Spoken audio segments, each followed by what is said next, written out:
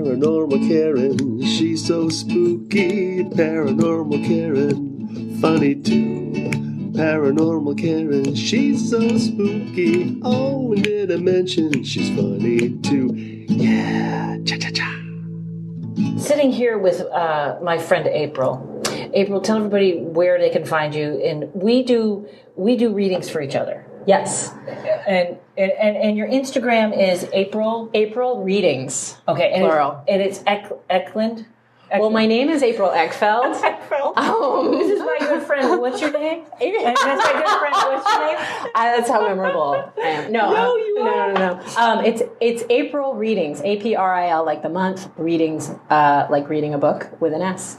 And April and I, she's a comedian too. And we started hanging out. And so last month, we just did readings for each other and we're chatting. Yeah. And I thought these will be perfect bonus episodes because I know a lot of you are curious about psychic stuff. In fact, I wish that we had the microphones on for the last hour. Minutes. Yeah.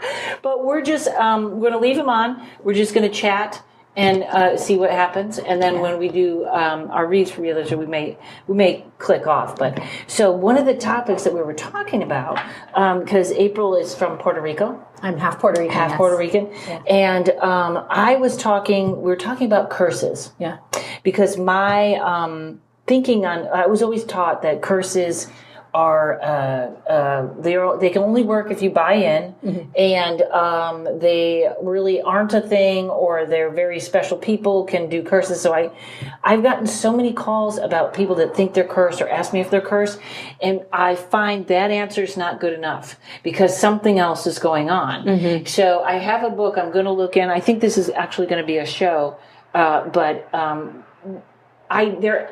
my favorite guy, Chris Penzak, who I think is going to be on sometime soon, wrote Witch's Shield, and he talks a little bit in there about breaking curses. And I'm sure there's a certain level where you can do it yourself with salt, or and you got to tell us about black salt. What is your vibe on curses?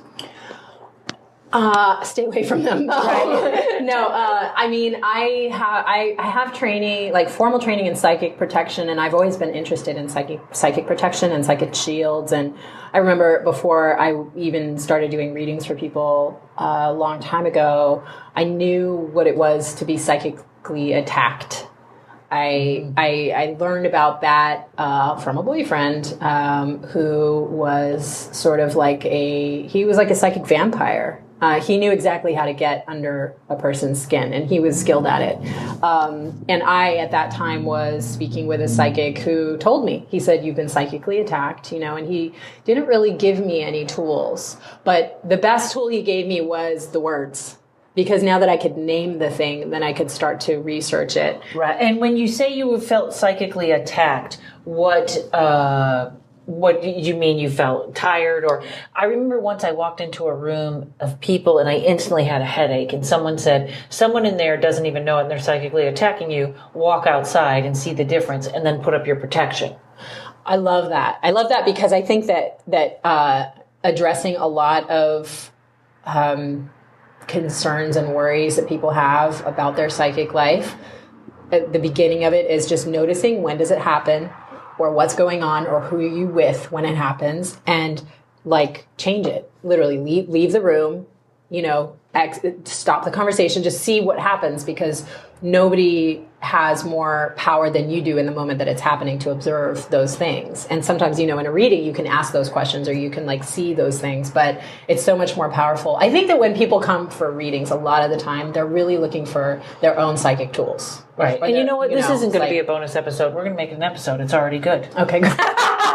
I mean, and then after this, we'll do bonus. It'll be bonus with April and Karen when they do their readings. Bonus. And also that what you said there too, it's interesting for people to trust themselves.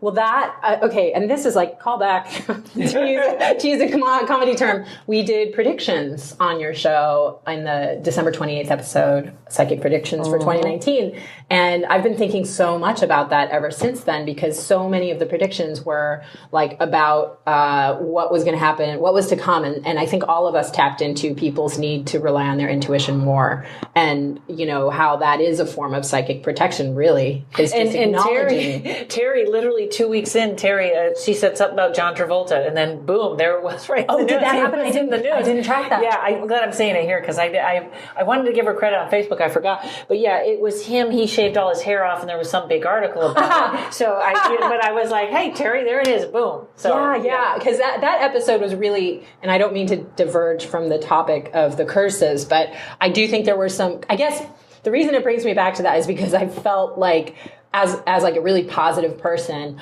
I was the psychic who was like preaching doom and gloom. Like all my predictions were kind of heavy. And I was like, mine was too. Oh, yeah. And so I've been tracking them. Like, how accurate was that? What's really happening? You know, was that like a crazy thing to, you know, and because we don't know. You know, we look and we see, and I did the reading live when you recorded it, but we in the back seat of my car because that's right. That's right, because you're stealthy with the recordings. But like for example, one of the predictions was about, you know, Trump. The first I saw the year in thirds, and the first third was a misdirect. And actually, I will say everything I've seen thus far from the White House has been a misdirect. You mean nothing is about what it is? Okay, got it. The shutdown, you know, everything has been about. It just, you know, and it was about blocking information or distracting or diverting attention sort of thing. That's just one thing. But one thing that I also was talking about was people's need to rely on their own intuition and to ground themselves and unplug and really make a distinction about how they're being used, you know, which is in popular culture. You can read that in magazines and stuff like that. But I think that the world of curses really begins with how we leave ourselves open and available. Yes. And you know what, too? Sometimes when I do readings, I say, this is so weird, and then I have to stop saying that because it's not weird because this is what I do. But I think people, if you're experiencing what we're talking about, which is psychic attack or anything like that, take the word crazy out of your vocabulary because I can't tell you the emails I get and the things from people who are like, I can't tell anyone else this, but blah, blah, blah. You know what I mean? Like I can't say anything, but so, and take crazy off the table and trust yourself. You're already here at this podcast for a reason because you know that there's even if you don't believe everything I say, you know there's an ounce of truth in what we're talking about. So do that. Like if somebody, you might get a headache at work a lot. Who are you around? Who's there? Yes. You know? Yeah, that's so interesting. I mean, I think that's why this whole world interests me and has interested me my whole life is because you know, there's another layer that we are not quite seeing, or at one time we did, it's where I have found answers to a lot of my questions in life, and has helped me to like move through cycles or overcome challenges, or you know, the psychic attacks I was experiencing from this former boyfriend that I had. This is a long, long time ago. You know, the moment that you don't know what to do in a crisis is always an opportunity to learn and to grow. Like that's life, right? Breakdown, breakthrough kind of thing. And I find that to be true about a lot of my readings is people come with a breakdown and, you know, they want good news, but it's like, it's your life and it's like your opportunity. It's like, this is your big, huge opening window to really you move on a soul level to the next stage. And this is not about staying in the same place. Wherever you are, none of us are going to stay where we are all the time. It's just not, things don't work that way. So what may appear to be a curse, you know, I always like to back it up a little, I trust what people say, but I do think that we can always step back a notch and say, what are you calling a curse? Right. You know what I mean? For ourselves. And I want to say one more thing on the crazy thing. What this reminds me of, and it's such a bad analogy, but people know I do horrible metaphors and analogy, but they learn. I think back to two things. I think about our mothers who had two choices. They could have been wives or spinsters. And I think back on how rape victims before our time, probably beginning of our time, were really conditioned to shut up. We're really not. Oh, absolutely. And I think those two things make people crazy. I think that women being forced in those positions made them crazy, made our mothers probably very passive aggressive because they didn't have choice. Now this is what this is about. Now the paranormal field now coming out is about us all going, you're not crazy. Don't come out with it. You're okay to think this. You're okay to do this. So that was back on the people thinking they're crazy. I agree with you, and I didn't say that. I agree with you about the crazy thing because I think anytime, I mean, first of all, if you've ever been in a relationship where anybody called anybody crazy, then it's already off the table, because if you've been called crazy, then you know that's not specific enough to describe whatever it was that was going on, even if it was bad behavior. But it's, it's like a way to sort of shove an apple in somebody's mouth, or to decapitate them, or to bind them so that they, it's like a gaslight. When you call somebody crazy, you're not addressing what's really going on, right? It's just not helpful. So yeah, crazy is, I like to think that when you have a reading with somebody like Karen or with me, that's the opportunity to say anything. Right. And to I really, thought there was something in my closet or something, whatever. I thought I knew that. That's kind of I love that when you say it to people in readings, they go, oh, that's what I thought. That's what I knew, because that's them learning. Also to have a sense of humor about it, which is, I think, like maybe the connection to comedy for us. I don't know about you, but for me, like, I learned that because in a reading, I'm always seeking the highest and the lightest connection to the higher self of the other person, or of the whatever it is that I'm reading. I'm looking for like the greatest and best good, and that comes from light. And so, when you give people permission to be who they are, you're already creating a condition of light. Yeah. Wonderful. So so you.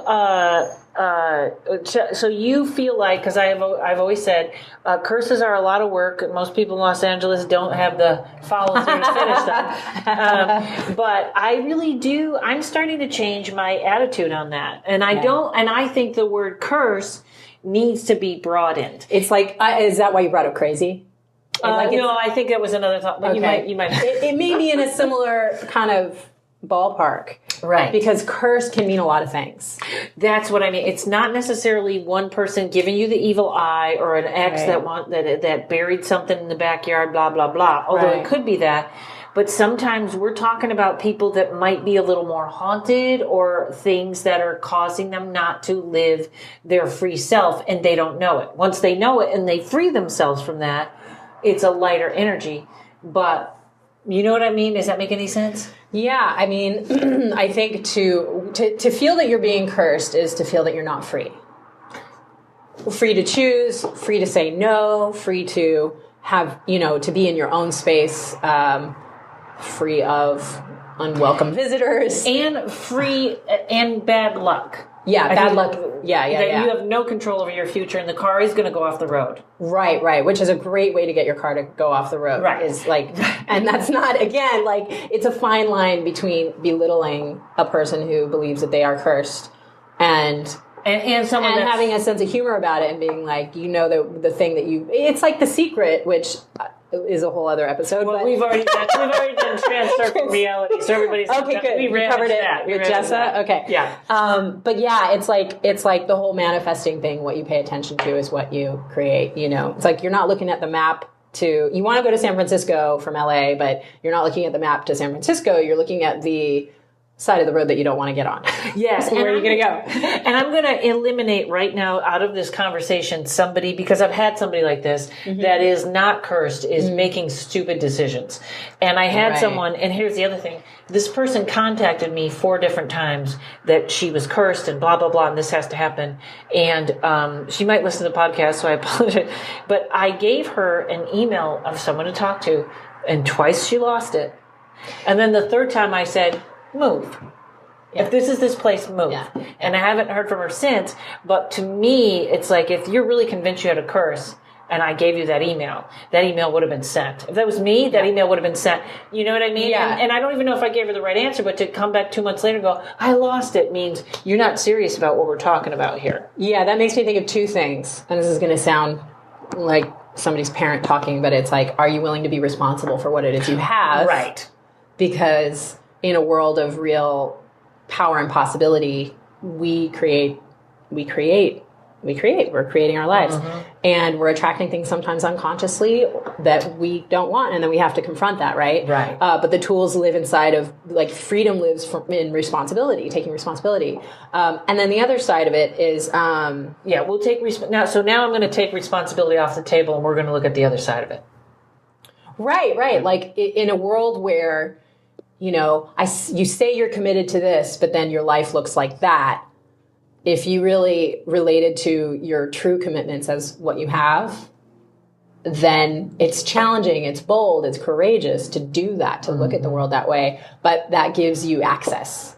That if it's somebody else's fault, if you've been cursed by someone, then truly it's harder to get the power. Right. And I know of one person in specific that is having a chain of events that I would say she, right down to her health being horrible. Yeah. And, you know, of course, you're right. She could do it unconsciously. She could be punishing herself. But I don't know how else to say that. It just makes me think, okay, what if? Let's go into the what if. What if something is going on the there? curse thing. Right. And also, a good what if is, what if I tell them that they should dance naked in the sun while eating a blueberry, and then they believe it, and then the power of intent works. Either way, I want to be able to give people something that I can... You know, we know a lot of things. We know about salt. We know about lavender. I know the basics. Right. But I think sometimes, tell us about black salt and what you're doing with black salt just for kicks. I just heard about black salt. I'm always learning new things, and I use salt every day, and I preach it. I bathe in it. I post about it on my Insta page. I can't say enough about it. That it lifts negativity. Aside from, like, the other mineral benefits of, like, bathing in salt and stuff.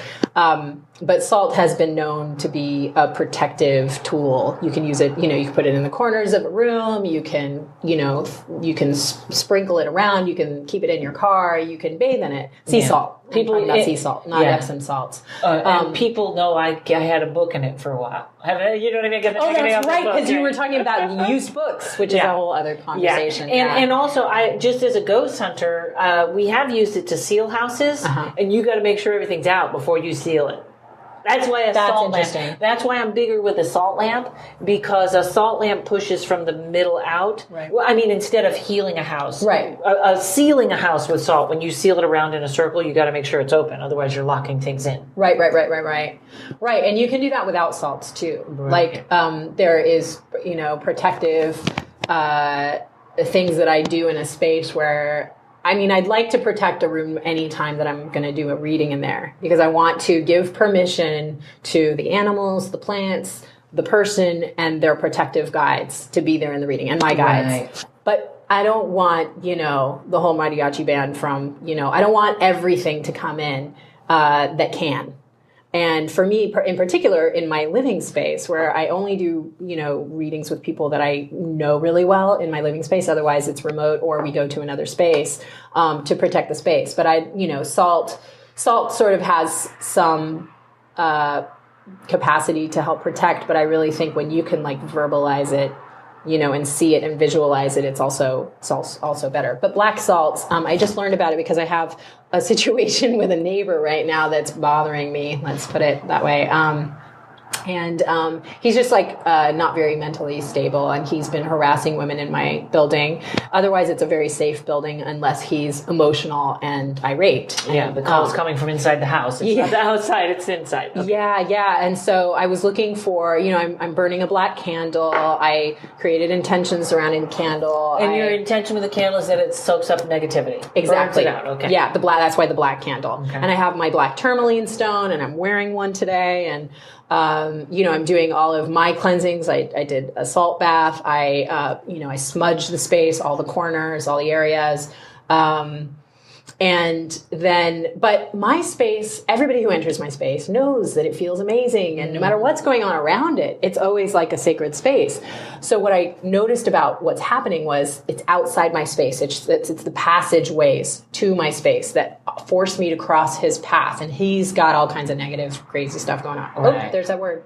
He's got a lot of negativity. I'm okay. I don't want people calling themselves that. But this is obviously a situation where we need this word. Well, yeah, it feels crazy. And he's also, he's psychically and verbally assaulting people. He's like slamming fire doors and shutting windows and sort of like making us all feel hostage. That's kind of how it is. So I made my own black salt, and what I used were the ashes of all my smudging. Okay. So sage ashes. I scraped the ash off of my burnt Palo Santo. I used activated charcoal. I had some purifying herbs, and I chopped those up. I put rosemary in there. And you know what? So, I'm going to hold that for 1 second because we're going to do a commercial break. All right. Hey, you guys, looking for a great book? Never Give In to Fear, Laughing All the Way Up from Rock Bottom is the National Indie Excellence Award winner.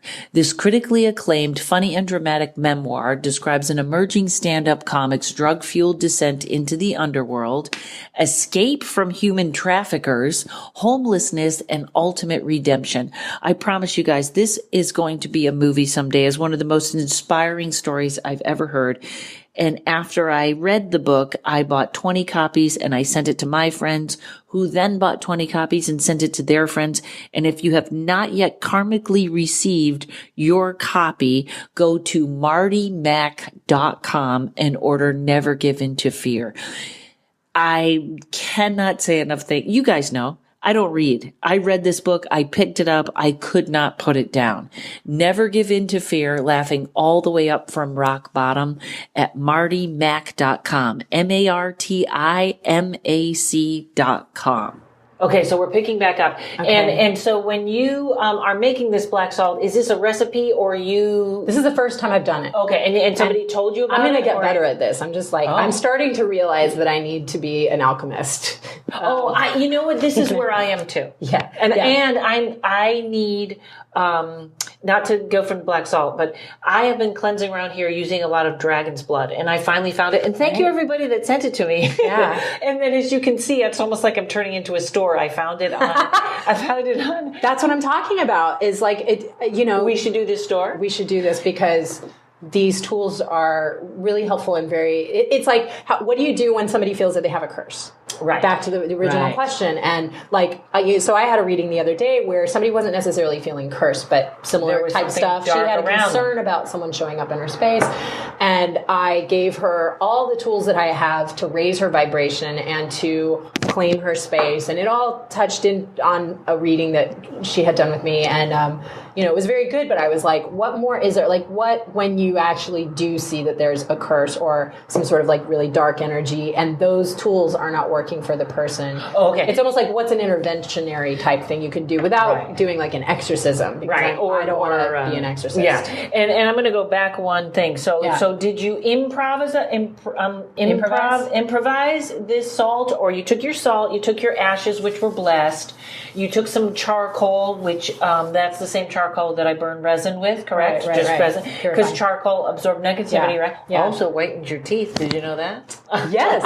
Did you know turmeric also whitens your teeth? Does that? No, I use turns everything else yellow, but yeah. I know my sink is black from spinning the charcoal cleaners. Oh yeah. Okay, and so then you just chose some herbs that of your choice. I basically made a mixture of the ash, which is if you think about the ending of things, if you think about like the blotting, the end. I think that's really what that means. It's the end. Yeah, this is great. Absorbing the energy and allowing it to be sent away.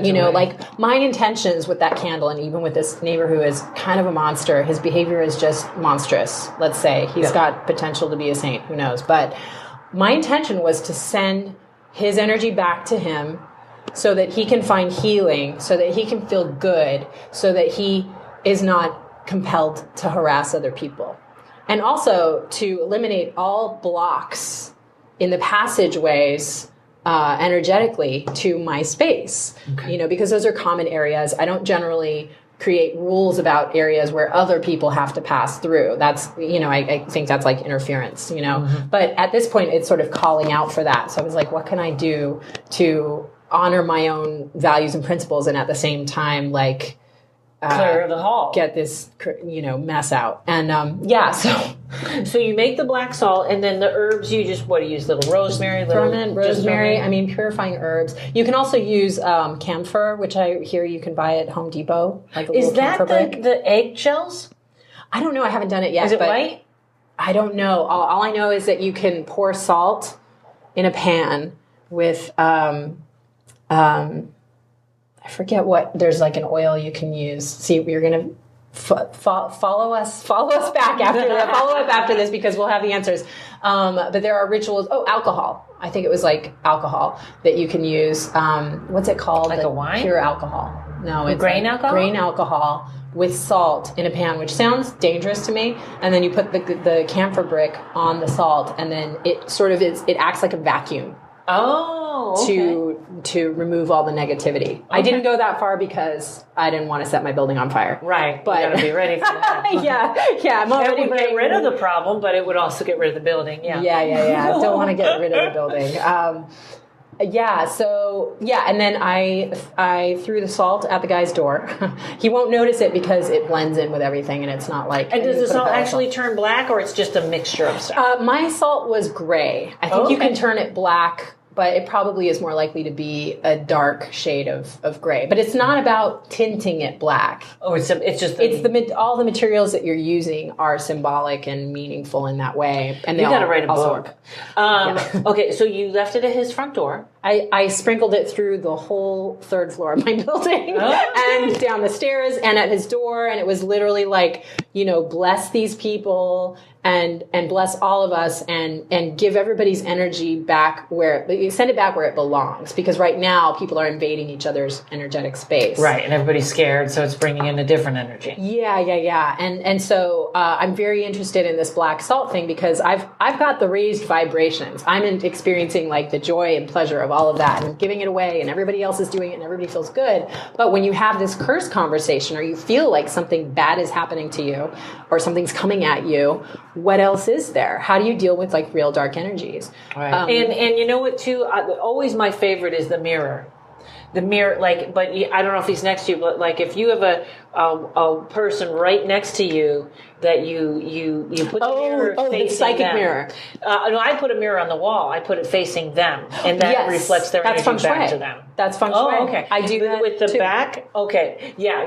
I love mirrors. I know everybody knows my obsession. Don't have mirror to mirror, but the mirror facing their wall reflects their energy back to them. Yes, and I apply that inside of the feng shui, the bagua of my apartment, and I recommend it too. But I haven't applied it to this, which is interesting because I used to use this a lot. When there's someone that you don't want attention from, you can put yourself inside of like a dome of mirrors. Like visualize that you are surrounded by mirrors that reflect outward so that whenever you cross that person's path. But the warning with that is take them off when you've passed the person because you don't want to like go across the street and get hit by a car. Right. Yeah. Oh, that's interesting because I've never heard it as an illusion, which is very interesting. I've always heard it as people walk up to you and they see reflected back what they're sending out. So it's only going to be people that like what they're sending out that come to you. Mm-hmm. But that is interesting because there are days where I feel like I'm invisible. Where like on my bike, someone will almost hit me, and then someone walks into me I'm like, am I invisible today? And it's not that they can't see me, but it's like, I don't know if my energy is so low that other times I can walk into yoga and watch everyone step back like, uh-oh. But sometimes I must be on I'm not quite vibrating right, that everybody's bumping into me or they don't move out of the way on the sidewalk or stuff like that. But what I would say to a person if they came to me with that is I would first have them use a grounding cord from their feet and their core to the center of the earth, like really be in the material world in a sense. And then the next thing would be, I do this in my car. Like I have, cars have spirits, houses have spirits, like guardians. Yes. My car, I knew it just paid $500 for tires when I bought that car. I said the karma is in the tires. The tires have been a problem forever with my car. Yeah, the car loves you for it too. Yeah. I travel with bright flowers on all four corners of my car. So in a sense, it's You mean like in the windshield hub? And in the back? Outside the car. Oh. It's like I have an outer bumper that's made of 4 bright, and they have to be bright colors, like a bright yellow rose or something. But you're thinking in your mind. Yes. Okay, because before I go anywhere, driving around with big flowers. I know there's eyelashes on those VWs, but it's like an energetic light to make sure that I'm being seen in my travels in my vehicle. And when I notice somebody like road rage is coming at me on the road, I will use my hand chakra to dust them with psychic light. And I will literally use my hand and send it their way, which is super funny looking. It's great if you want to scare your passengers when you're driving. Just start doing, that's using funny, your chakras to deal with. You know what I do when I'm late? I literally blow the traffic out in front of me. I just blow forward, like I'm just going to blow everybody out of the way so I can get there. I like that. That's very poetic. What I do is I accept that I'm not in control. Oh. And then the adult way to do it. And I say, and then I give the problem to my spirit guides or my higher self. I say, okay, Spirit, I know you're going to get me there and everything's going to work out. In other words, if it's impossible for me to get there on time, the circumstances are going to support me having arrived safely at the time that I get there. That is something I need to learn. Sorry, everybody, I had to eat a vegan cookie because they were sitting here. Because I was celebrating because I've ended some of Courage's health problems, so I'm very happy. So I get my vegan cookie from Trader Joe's. And that's very... there's interesting thing about that is I spoke to someone that we were talking about expanding time, and it's all about being relaxed, like that tense. Am I going to get there in quickens time? Yeah. It is interesting. It's a good way to. I'm trying to get that laid back, but I always get caught between being laid back and manifesting, like. It's a conversation for a different day. But I think it's relevant because that's what it feels like. You're like, I have these tools, but do I use them? And doesn't everybody confront that? Like, whether you're a beginner in this stuff or you've been doing it forever, like we're human, and so we do confront that stress level. Right. And I'm like type A crazy about, there's a word again, about being on time. I mean it in the most loving way towards myself, but about being on time. I like to be on time. I do too. Yeah, it means something to me because I feel like it's like communicating respect for other people's time and whatever. Yeah. I also think if you want to have any like power or autonomy in this world, be your word. Say something and then make it happen. Like I always thought my friend used to use this phrase. She didn't like people being cavalier with her time. Oh. And I think that's true. Yeah. If I'm going to be there, or you will get a text that says I'm late, or you know what I mean? Yeah, exactly. I'm always texting, and I'll say, even if it's like 3 minutes, I'm going to be 5 minutes late. I send the ETA every time, just so that they know everybody feels better. It just dispels the concern or the insult or the whatever it is. Especially with shows. Oh, yeah. Because that's a weird ratio, 1 to 100. You're holding up 100 people's nights. You got to do it. Yeah. So, okay. So you sprinkled the salt throughout the hallway, just kind of, and did you see a reaction or you just did it?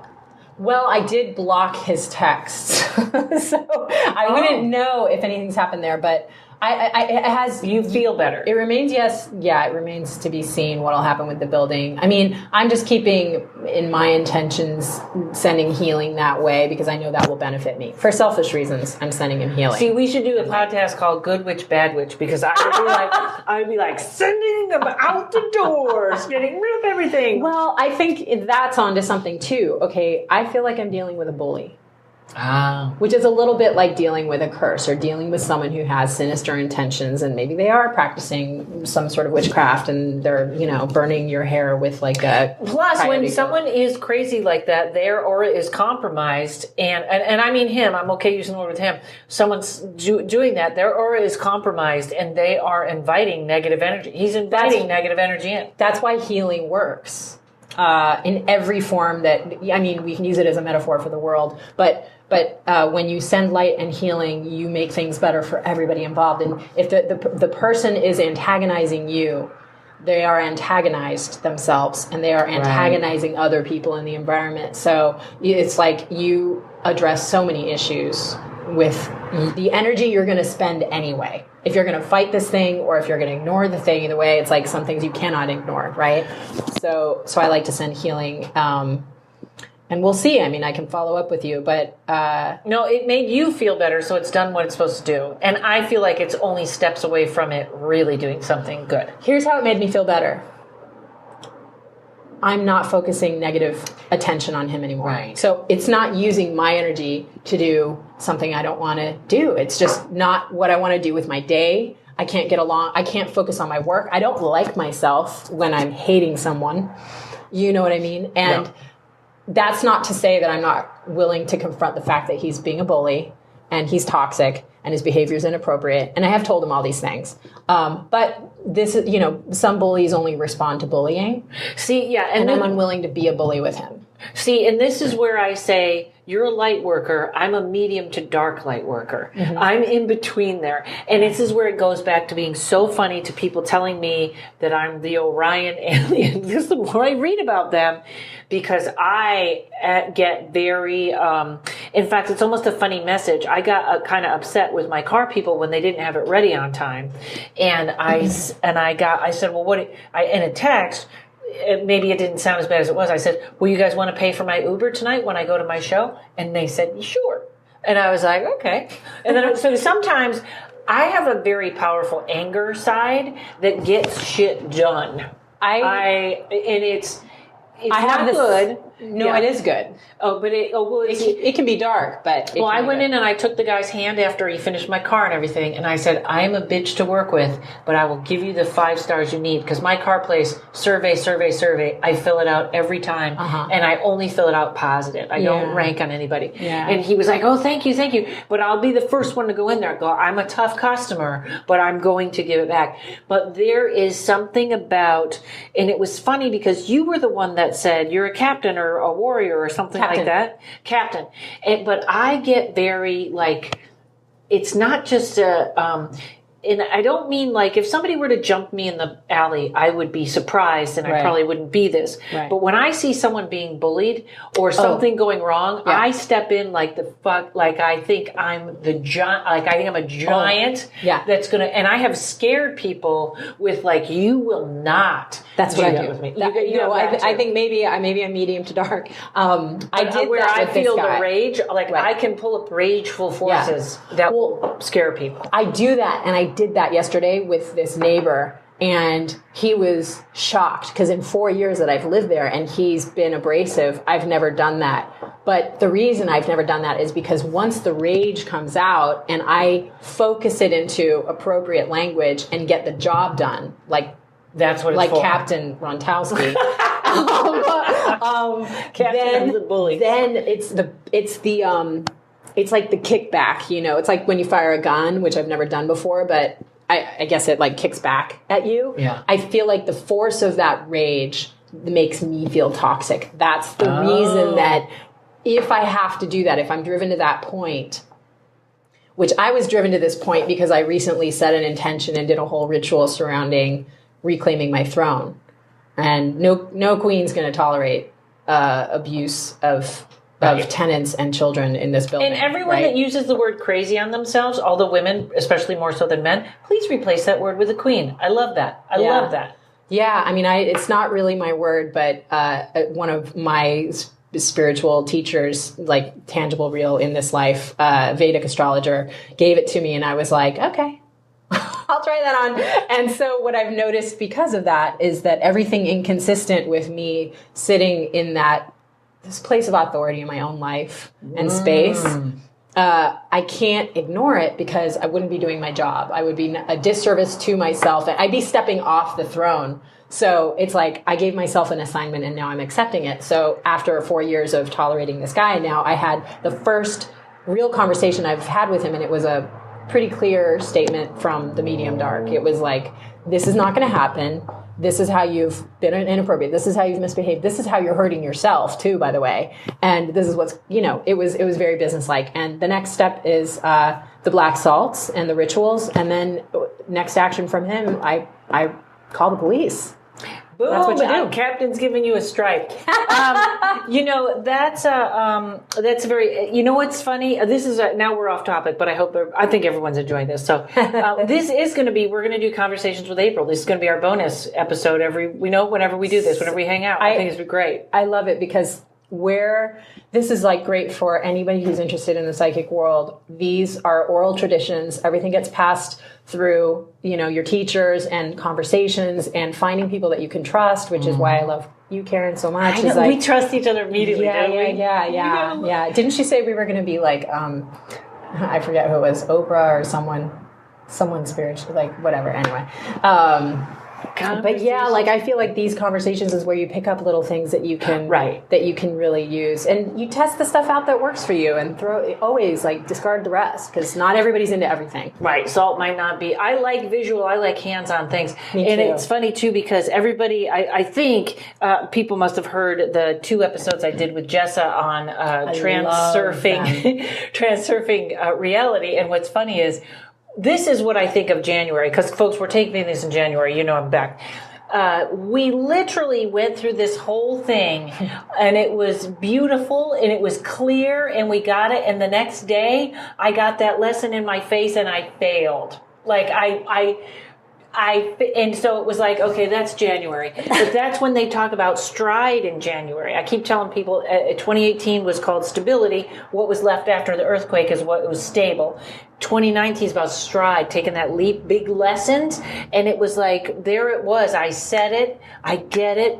Boom, I failed. So I think things are coming in big waves in January. But the other thing I like to do is, especially on the card of the day, because, in this decade we're in, I don't like that people that are perfect. So I'm like, you guys, I'm like my card of the day. I'm like, you can believe how I fucked up. Well, I mean, that you learn more from that than you do from here's my perfect life, #blessed. Right. Who wants that? Good for them, but that's not what I want to see. Yeah. I want to see what I can learn from or what I can laugh at or I can Yeah. And we'll see what we can learn from after the break. Yeah. I'm getting good at these. Who do tarot readers go for tarot readings? They go to Melissa Sonova at melissasonova.com. She gave me the best reading a couple of months ago that is still resonating and helping me out now. She is authentic and to the point. You loved her on the podcast. She is the no BS tarot reader. She also has a tarot class online right now. Check it out. Just watching the promo, you will see how much fun you are going to have while you learn. Also, check out her book, which is always right beside me when I'm doing my readings or my tarot card for me in the morning. It is called Kitchen Table Tarot, and you will love it. Melissa Sonova, that's MELISSACYNOVA. Check her out. Okay, so now, and this is, I know that maybe this is sort of a book we could write and gather information or something, but the practical way to a curse. Because I think people, first of all, your basic life is what you should be saying. I say salt in the bath every night. I say lavender when I can blow that around my room. I have a salt lamp that I sleep with a lot. I use dragon's blood in my place, especially after many readings. And this, folks, it'd be good if it's a ritual. You don't have to be as ritualistic as me, but since I read in my place, right. I got a big open thing going on here. Same here. And I did see this lady on YouTube, and she gave me the best line, because when I cleanse my place, like everything, I do it quickly, but I like the dragon's blood resin. It's enormously smoky, so I can only do it when the doors are open. But I go through and I open the doors and the windows, and I say, any negative or stale energy or anything that is not of the light is to leave 100% now. Yeah. And do that in each room. You can vary it a little bit, but I like this lady threw in 100%. And I also like stagnant energy. I didn't even think about that. And she would say stagnant psychic energy. She goes, it's not doing anything. It's just, and that's how I go through my place. Wait, what are you saying about stagnant energy? You clean out. Yes, clean it out 100%. Stagnant. Right. Any stagnant or negative energy is cleaned out 100%. Well, this is like the Marie Kondo of psychic yes, world. And I call it psychic hygiene. That's what I tell people. And I've been posting about it on Instagram too, is like all these little things you can do. Because it seems like, and you can easily become like discouraged by it. Like I've gone through periods where I was doing all these things a lot and then things go well and then I get lazy and I stop doing them. And then I notice I get stuck again and I'm like, does that really work? You know, I mean, we're skeptics too, right? And I don't do that anymore because I know it works, but I've gone through those periods where I notice the difference. Well, you know what, too? And I think this is 2019 because I was not always that in tune, or I was maybe a denier or because I always say to people, I read tarot. And they're like, oh, are you psychic or are you medium? I'm like, no, I read tarot. And I kind of close myself into that little thing because people will say to me, that I'll go somewhere and they'll go, you must be going crazy in here with all the spirits. And I'm like, no, I'm actually not there. You know what I mean? Like, I'm so protected from being on the road. Yeah. Like that, even if just on airplanes, shutting people out in hotels, because I would do years and years on the road. And so I don't always, I should probably open it, but just lately, especially in 2019, if I don't do that, I hear the footsteps out here. Yeah. And I literally go, get out. Like I have to say, get out. But now I hear it and I know it's moving around. So I'm getting more and more in tune to it. Yes. So you do have to kind of, and that is, so the first part of curses, take care of yourself like that.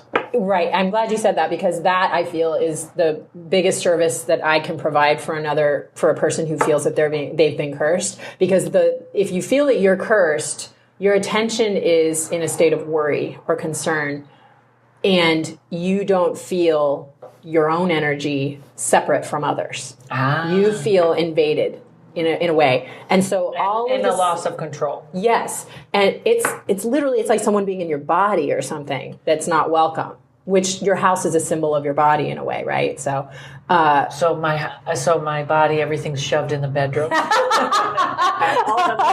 all the mess is in the bedroom. That's actually true. Clean out the closets. But it's true. And so you really are being of service to yourself when it's like brushing your teeth, you know, before you go to sleep. Like, do your psychic hygiene, clear your other people's energy out of your aura, and start visualizing your aura like you're inside of an egg and you can project your energy in or out, you know, say it's like a foot or foot and a half outside of your body, and it's just like you're inside of an egg, and what should be in that egg is only you.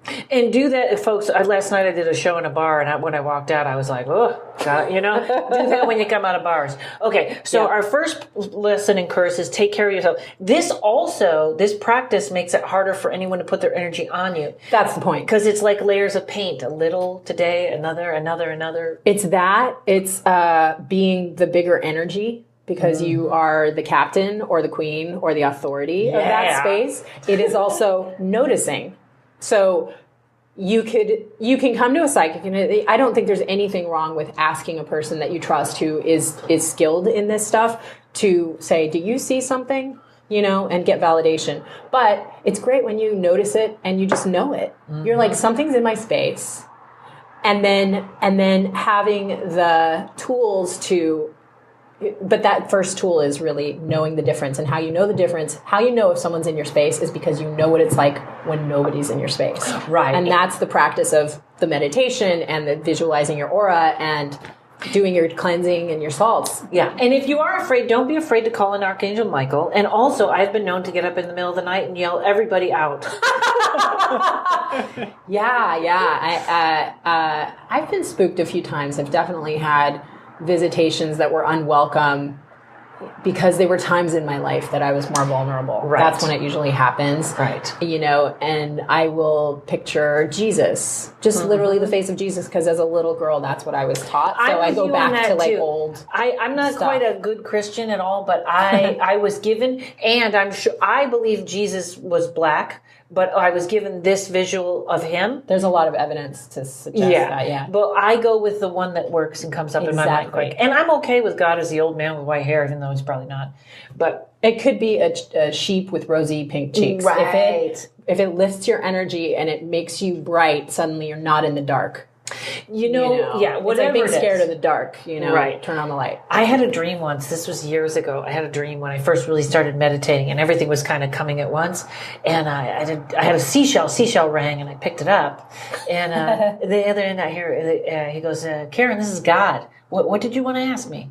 Oh wow! And I was like, I asked him something that was pertinent to that time, and then he said, "Are you sure you don't have anything else you want to ask me?" And I said, "Well," and because I was in a dream, I wasn't making a joke. I said, "Is it really fate, or are we in control of our destiny? Because I'm working really hard, and I would rather just watch TV." And I remember hearing laughter for like the longest time. Like I remember enjoying the laughter. And then he said, "I tell you what, you pick one." And I went, oh.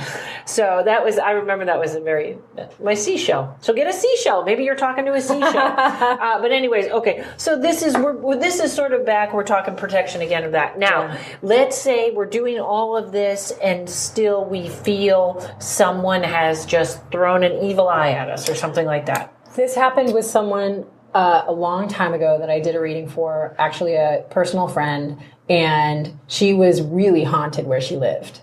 And she did all the rituals.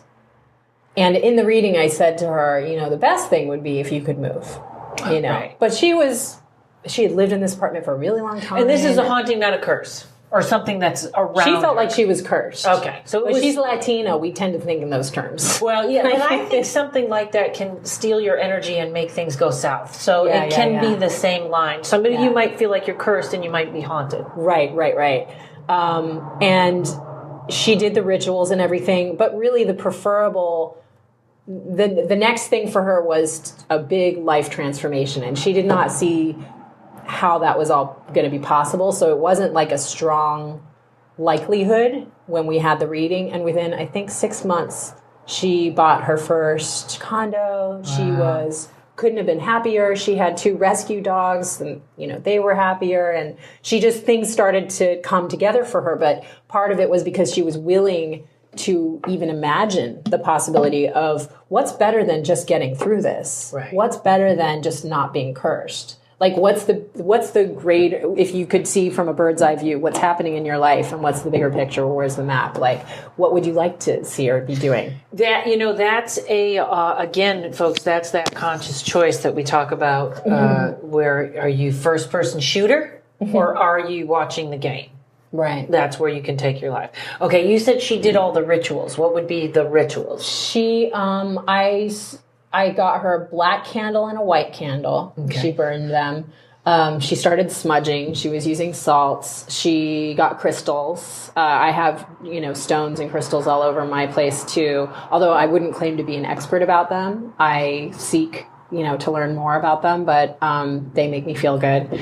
And that's a very important thing, because I have someone who was very psychic, was not in control of her energy, was kind of all over the place, which is very common. Weird things, and too many crystals, which Tommy, the demonologist, would tell you, too many can open a vortex. Oh, interesting. Or it can be so much of a that everybody wants in. Now you're attracting. Oh, that's really interesting. Yeah, I think there's like contraindications with crystals. Like some need to be kept apart and some need to come together. Right. Like I can't remember the name. There's this. I think, is it not meteorite? But there are certain ones that magnify each other. It's sort of like taking a vitamin that will counteract the other one. You don't take them at the same time. This is stuff you need to package and sell.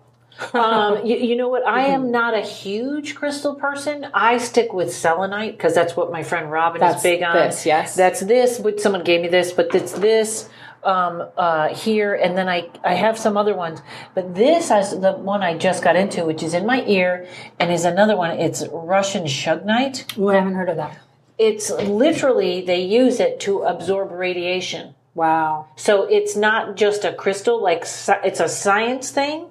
And you know I'm worried because my apartment's next to the electrical power line? thing. Mm-hmm. Yeah, which my friend, actually, I'm going to have my friend Denise on that does the paintings. Oh my God. She does these amazing paintings. And I sent her the picture and she said, she studies this. In fact, we're going to talk to her about biogeometry, which is the shapes in your house, redirecting the energy, getting the radiation and this kind of crap out.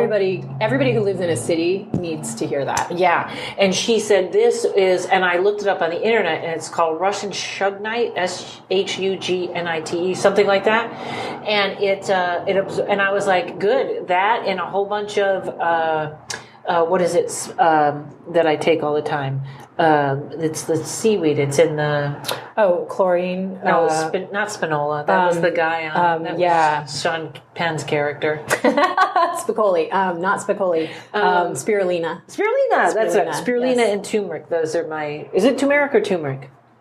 I think it's turmeric, but... Okay. And we're way away from curses. Okay. So, electromagnetic radiation is a curse. yeah. Okay. So black and white candle, what is the thinking? One absorbs the negativity, and then brings in the light. One brings in the light. And because that person had a tendency towards the negative. In fact, that person, I think, maybe was dealing with some bipolar type stuff. So it was like balancing. It's like we're gonna take care of two things at one time. And folks, say these things out loud. Like, I'm bringing in these two candles to balance out, to get rid of the negative, bring in the light.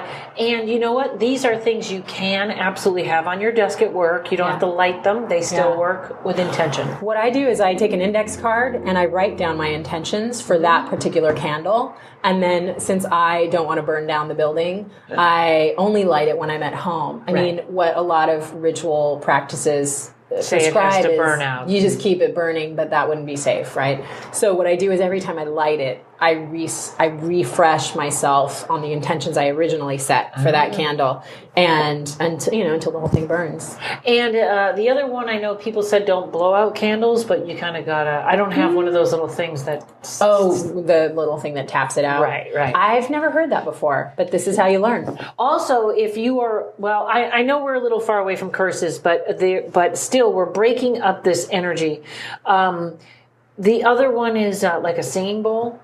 I think a singing bowl knocks everything out of the room. Yeah, I mean, people take sound baths for a reason, sound therapy. And there's also color therapy, light and color therapy. Which is the aura soma that we're going to be talking about. Also, I mean, I have I have a couple different lives.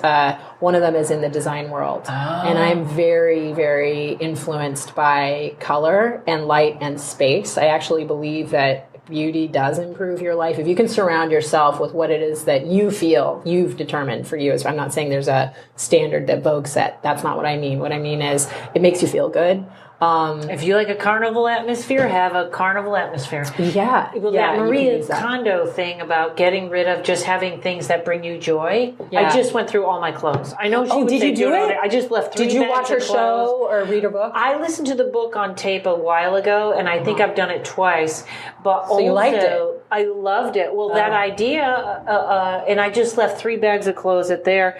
I'd like to do it with the stuff in here. I don't hate everything in here, though. I kind of like it, and I like it empty. But anyways. On that note, as long as we're giving, like, tools and tips. Yeah, so color, give people let's say is there a color that would help them sort of get rid of, we just did numerology with Brian. I gotta listen to that. Yes. Numerology is fascinating. It is. And accurate. And he gives you the number, how you find your number for the day. Okay. And you match it with your chakra. If you're, day 1, you wear red, day 2, orange, day 3, yellow, day 4, green, day 5, light blue, day 6, indigo-ish, 7, purple, 8 is pink or gray, and 9, I think he said, was gold. Ooh, I have to listen to that. Yeah. So, I'm not a spiritualist, but I have gone to the spiritualist church for years, sort of like a church of psychics in shorthand. And there was a person who was, delivering services there who would say, this is the time of the astrological time to wear these colors. And I think that there, you can tap into a lot of different systems of philosophy to find the color But I think when you do that, you're claiming your space in another way. Right. You're claiming your vibration. Yeah. Yeah. As long as you don't feel like you're being a victim or a follower in a negative sense, like I think it really is about checking in with yourself and like, does this feel right? There was a period of time in my life where I was in a relationship, I was engaged, and the relationship didn't work. There was a lot of muddiness in the relationship, and I noticed I was wearing a lot of brown. I was wearing colors that were muddy.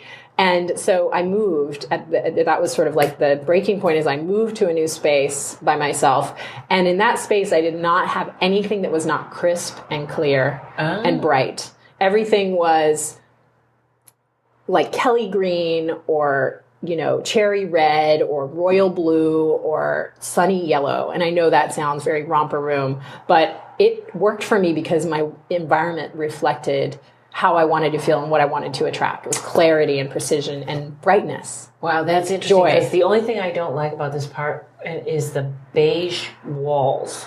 Like, I would have a place that was white, just reflecting white all over. Like sunglasses in my place. It doesn't come up all the time, but I have recommended for people in their readings a change in the literal environment space inside the existing space that they live in. The place that I live in right now had colors I never would have chosen for the walls and everything.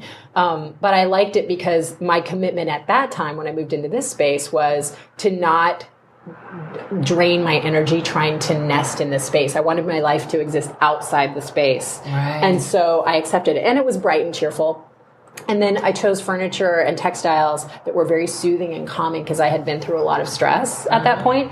So I don't live in that Kelly green, red, blue, yellow environment anymore because I shifted my needs and I adjusted the colors appropriate for that. And that was 4 years ago, and I'm ready for a change again, it's very interesting. I two things, and then these are going to be conversations with April. I'm already so excited. I am too.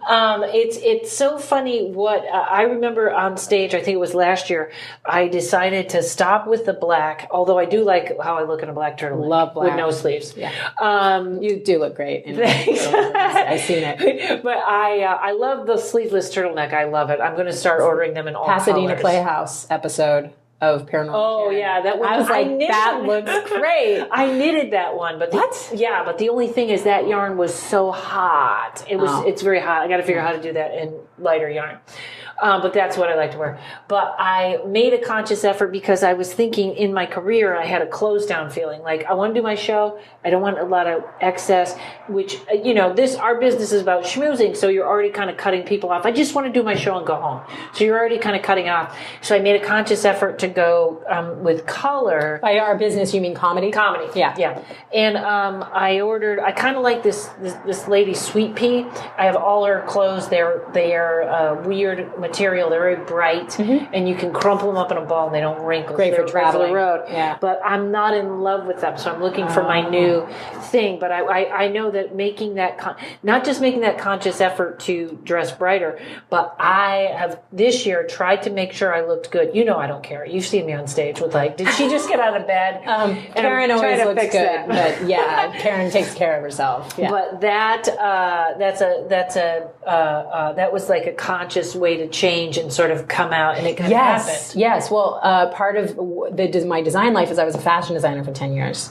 And I was never interested in making people conform to a convention of my idea of what's beautiful. I was always interested in clothing, because we have to wear clothing, to be liberated from the enslavement of, either boredom or of you have to look this way. And so that was a language for me. And I would go grocery shopping in a ball gown if it made me feel good, But I think that when you dress yourself, think about the role you want to play. You can think about the role you're playing, which is sort of how you just described how you dress yourself. Yeah, it's time to be louder. Yeah. It's time to be, and you know what, it's funny, so many nice people come up to me after the show that listen to the podcast, and there's a feeling of, you can get scared all of a sudden, because you can go like, oh, this is a lot of, I'm not used to this really good feeling, and and I'm trying to lean into that, because it's just like, oh, well, thank you for listening kind of thing.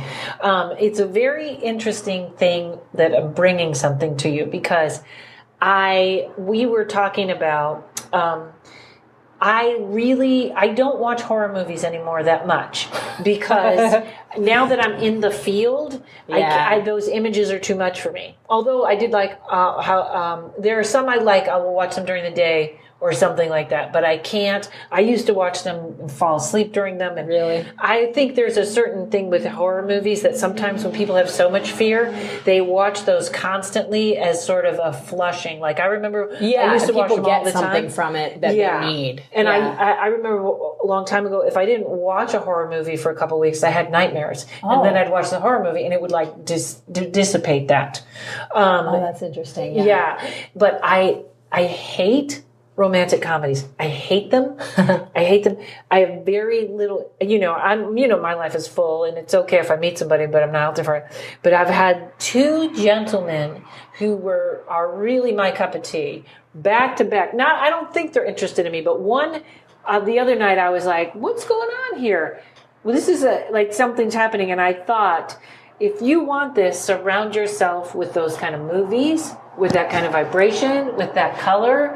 And I just felt like, because it was kind of a turn, because he's really good, out of my league, but it was like, hey, wait a minute, are you looking at me like that? So anyway, first of all, this came up in your reading. This came up in your reading last month. Did it? And yes, it did. I remember this. It was okay. And when you said out of your league, oh yeah, I got to lose those words. Yeah, not anymore. That's not very captain-like of you. That's right. Nobody's out of your league. But if he was to challenge me, man, he would. That's a worthy challenge. It is. And you know what, too? That, I think, is the perfect place. I'm going to make you all jealous because I get a reading from April. I love it. I'm so excited. Awesome. So we're just going to have these as bonus episodes. They're going to be called Conversations with April. I love it. I love it. Thank you so much, Karen. Karen is the greatest. She is, by the way, you have to see, if you haven't seen her comedy, I know this is like on the podcast and we're talking about paranormal stuff, but so funny. And laughter, I have this on my desk and on my refrigerator. Laughter is great for your spirituality. And speaking of that, folks, I'm going to have it in the notes, but you can see me in Chicago, April 5th in a theater right outside. I got to put that date up there. Please come see me there, Illinois. I love Chicago. And talking about great men, I love the men there with the dark hair and the long dusters. Yeah, masculine. Just so great.